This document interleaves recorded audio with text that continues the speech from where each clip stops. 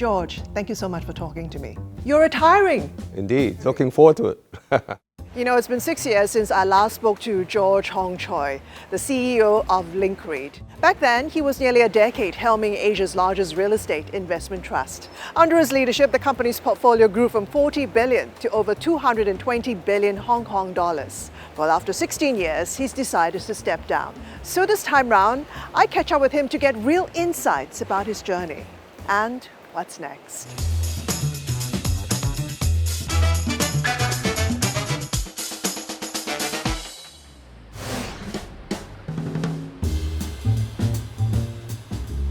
We first started, our office is on the top floor of this car park building. Okay, so that's the one there.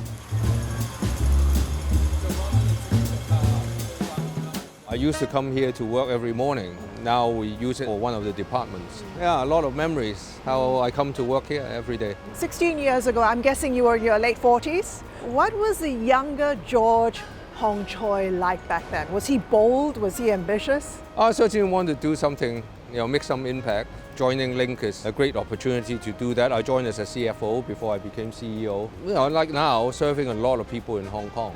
And I thought that through the job, I can actually make a big difference. Did he ever think he would be running one of Asia's largest REIT? No, I think at that time we really had a humble beginning. And we're trying to just do much better with our asset at that time, trying to improve on that. And as we became more confident, then we expanded.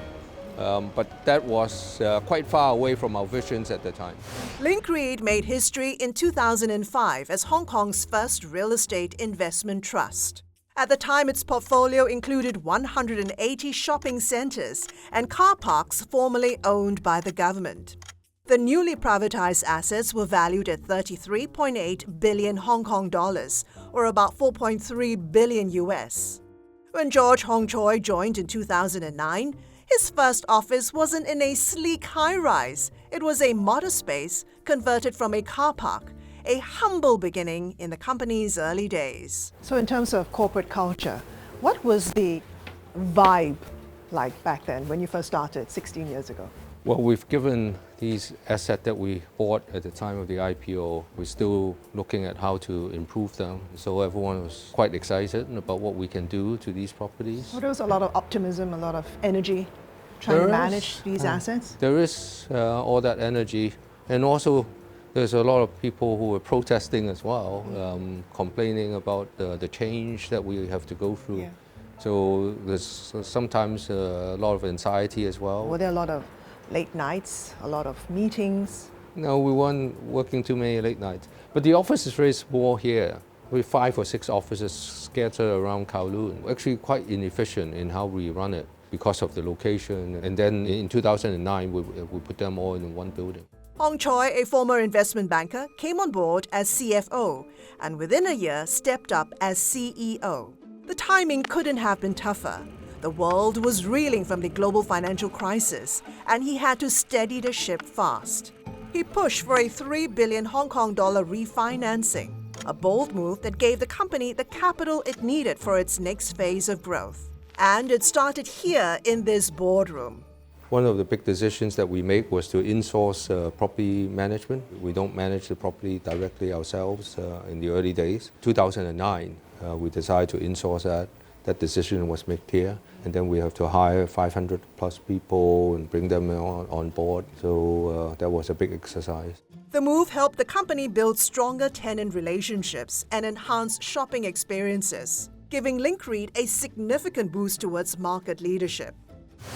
You've seen through some of the worst crises, the global financial meltdown, the social unrest in Hong Kong, the COVID-19 pandemic, and the ongoing China geopolitical tensions.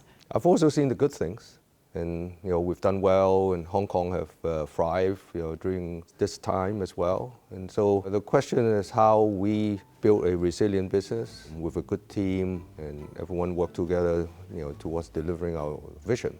And Hong Kong gone through that, and it has always rebounded and done well. So look at it on the positive side. Link REIT is marking 2 decades since its listing in 2005, and it's a journey that hasn't always been smooth. As it prepared for its IPO, the company faced pushback from small retail tenants in the community malls, worried that Link's newfound obligation to its shareholders would price them out. And that tension didn't just fade away. A lot of people are saying that Link, in a way, has made your community malls more commercial. We're now seeing a lot of big chains, fewer mom-and-pop shops.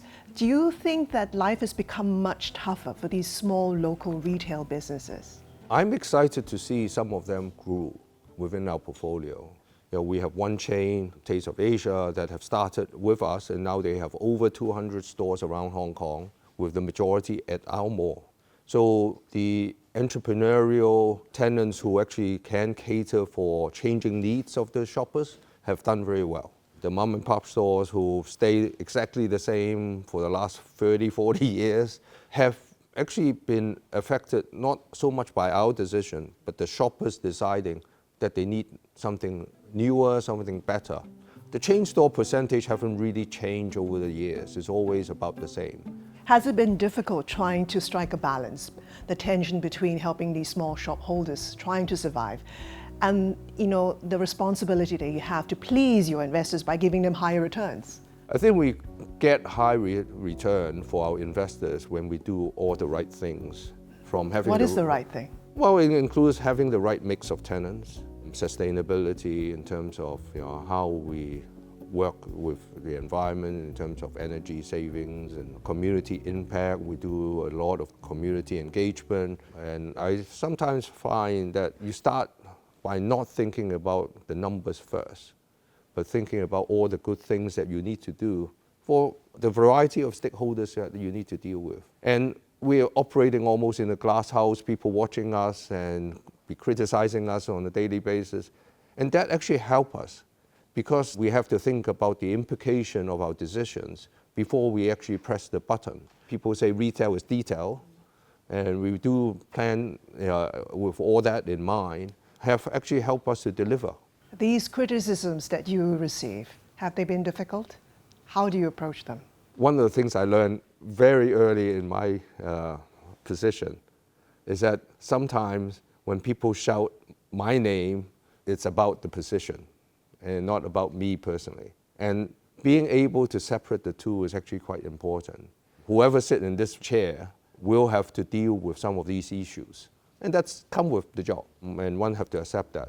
Any regrets? I don't think there's any regrets during the 16 years that I've been with Link. And the reason is very simple.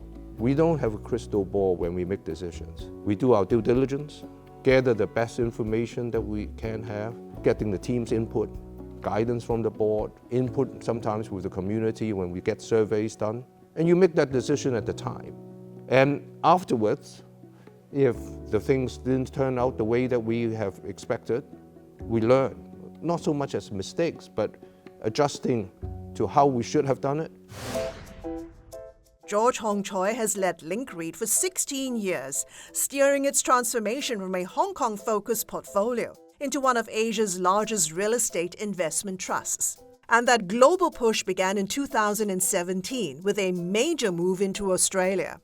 So we've bought Deutsche Bank Place in Sydney, Barrack Place, Collins Street in Melbourne. Our first acquisition, 100 Market Street, office there at Westfield, Sydney. Queen Victoria building in the city centre. That's a 100-year-old building, but a very vibrant shopping mall. How did this deal come up? It was very interesting. Since it was renovated, it has never been owned by anyone except Asians. There's a Malaysian developer who was staying at the Hilton, looking down at the dilapidated building and talk to the city council and say, why don't we renovate it and then become a shopping mall? And the city council agreed. And then they sold it to GIC, and then we bought it from GIC. So it's always been Asian-owned somehow. Interesting. Interesting. You're not going to let go anytime soon, are you? No, we love this building. It's doing very well. Beyond Hong Kong and Australia, Link REIT has a foothold in China, the UK, and Singapore. The big overseas push helped grow the portfolio to over 200 billion Hong Kong dollars, or about 25 billion US. But not every market has been a win for Link. Take the UK, for example. In 2020, the company made a bold move acquiring the Cabot in London's business district of Canary Wharf for over 480 million US. We spent a lot of time studying the UK. We were looking at doing quite a lot of things there. And we thought that was the right place to build. And then we realized after one investment, it wasn't. And then and say that's not the market. And that may be too far as well as we pivot and focus on Asia Pacific. And then with hindsight, with all the things that's gone through the UK economy and politics and all that, we probably would have liked not to have made that investment. So you think it was a mistake going into the UK? So it wasn't a mistake at that time because it fit the strategy at the time, but it's no longer fit for the strategy now and for the future.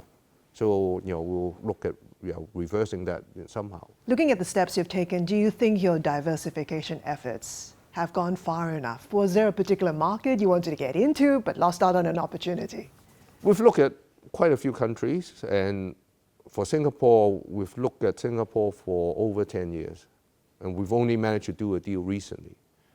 And usually it's a chicken and egg situation. Do you want to have people there first or the asset first? We've studied Japan for a long time, and we haven't got in and buy anything yet, but we have now to break that chicken and egg cycle with high people there, based in Tokyo, starting to look at assets there, and we'll do some deals in Japan nearer term. So George, are you counting down the days to your retirement? Yes, it's getting close to that day. What will you miss most? It's the friends, the people that I've worked with for many years. We've gone through a lot, and I'll still go back to the shopping centers. I'll still go and shop. The impact that we make every day, I think that's something that I will miss. Having led the team to be able to make such a difference to Hong Kong and other places around the communities that we've served. In July 2025, George Hongchoy announced that he's stepping down as CEO at the end of the year after 16 years at the helm. What has been highly publicized is your pay package, the timing of the company's layoffs. How do you feel that something like that is clouding your departure? When it comes to compensation, the board, with advice from consultants, have come up with what is right for the executive team. And a lot of that compensation is based on performance. And these measures of how we perform against our targets, relative to our peers, share price performance, are all factors. And so we have done well. I guess that has led to the reward that we should give to the executive team.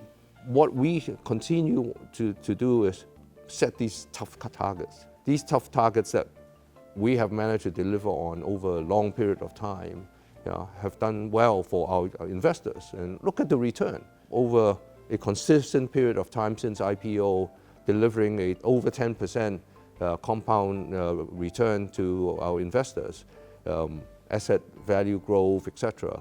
We've done well. Link has become such a big part of your life's work. How has it shaped you as a leader, as a person? I look back more recently as I sort of ponder about what I have achieved with Link. I've changed a lot. How have you changed? Personality-wise, I've changed. I was more of an introvert. You are an introvert? No. I was. I was probably less willing to lead and manage in my earlier days, even before Link in other roles that I had. And I was probably more a manager, technical expert in certain fields. And the transformation to lead, when you're not doing it yourself, but to have people doing it on a day-to-day basis, and all you do is set directions. I used to run the whole business without a COO and CIO. How is that even possible? Having the two of them, my job is smaller. You've learned to delegate. And learning to delegate is hard. It's hard when you haven't built momentum in certain things that we do that is new. I think the hardest thing is when you go to a new place, do I trust this team? Do they work in the Link vision and values? And when you see that the integration is done, then you move back. You go to do something new again. And so when they don't see me, that means they're doing a good job. Do you ever think about the legacy you're leaving behind? I don't think it's right to talk about a personal legacy when you are in a role running a company. It's really about the whole team. And my own sort of personal management style is really thinking about how to put people in the right slot and motivate them, reward them, and let them do well. I still remember when the chairman asked me to be a CEO, and this was 15 years ago, and I put together a 90-day plan. We look back after that 90 days. I didn't realize at the time when I was writing it, but most of the topic was not about real estate, was about people, our tenants, our investors, and really how to get all of them to work in that single direction of delivering the vision. And so if one come to tell me, oh, you've done well because it looks like we're going the right direction according to our vision, then that might be the legacy that one can say we have delivered. What do you want your employees to remember most about you leading Link? I think most of my colleagues will say, George worked really hard. They get that phone call at 3 a.m. Do they say George is very demanding? I am very demanding. You have to be very demanding. And you push for a very high expected result. And sometimes you get that, and sometimes you get a little bit less. But hopefully every time you look back and say, wow, we've done the impossible. And I think the pride that we have built with the team is we really have done something impossible. Looking back, even at this time when I started, I was the third CEO for this company, we didn't expect Link would look like what it is today. We've done really a lot of things beyond our imagination. And all of that is really small steps. It's really about building confidence as you have every success. And the success becomes bigger and bigger. And finally, what does retirement look like for George Hongchoy? Will you be traveling, golfing, or are you the sort that never stops working? I'm an avid golfer, so I still have a long bucket list of golf courses that I want to play at. But seriously, it's that I've really worked very hard for Link. There's really not a lot of time to reflect, to renew. But at this moment, my focus is finishing the transition and then having a time of refresh and renewal. Do you ever think about the last day of work at Link? The last day of work will be emotional, I think. Walking out of the office. No, I haven't been thinking about that last day yet. There's still a lot of work to be done in this period. So I'm busy. And so the last day will come when it comes. But in the meantime, continue to work with the team and hopefully continue to produce good results. Can you promise you won't cry? I can't promise. George, thank you so much for talking to me, and best of luck Thank you. for your retirement ahead. Thank you, Christine.